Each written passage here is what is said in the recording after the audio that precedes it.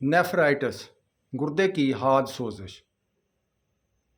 اسباب: یہ بیماری عورتوں میں زیادہ ہے کیونکہ ان میں پیشاب کی بیرونی نالی چھوٹی ہوتی ہے، لہذا جراثیم پیشاب کی نالی کے ذریعے ہوتے ہوئے گردے تک پہنچ جاتے ہیں۔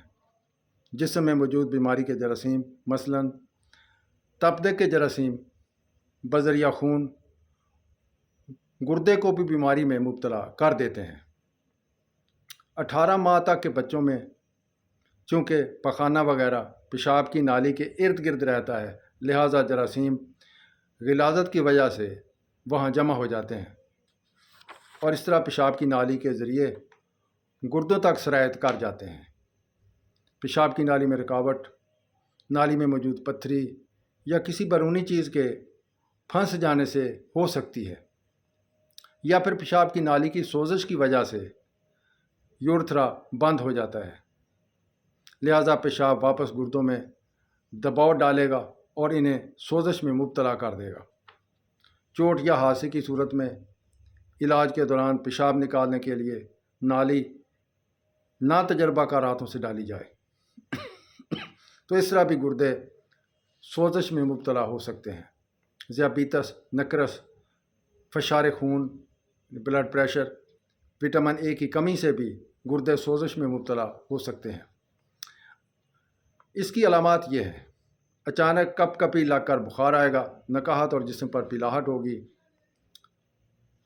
اکثر متلی اور الٹیاں آئیں گی، کوکھ میں درد ہوگا، مریض درد کی وجہ سے گول مٹول یعنی رولڈ اپ ہوگا، پیشاب میں مخصوص بو، سرخ رنگت، پیشاب میں بار بار درد اور جلن کے ساتھ آئے گا۔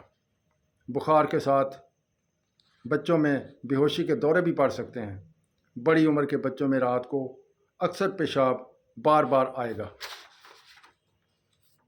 اس مرض میں پیدا ہونے والی پیچیدگیاں یہ ہیں: گردوں کے مخصوص پھوڑے، گردے کے اطراف پیپ کے پھوڑے، گردوں کے اندر پیپ بھر جانا، گردوں کے خلیات کی موت، نظام اخراج کا معطل ہو جانا، مزمن گردے کی سوزش۔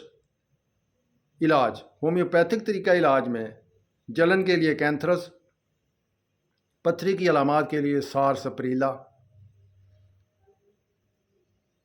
تکلیف سے پیشاب آئے، ایکونائٹ، پیشاب میں خون آنا، ہیمامیلس اور میلیفولیم اس کے لیے مجرب ادویات ہیں۔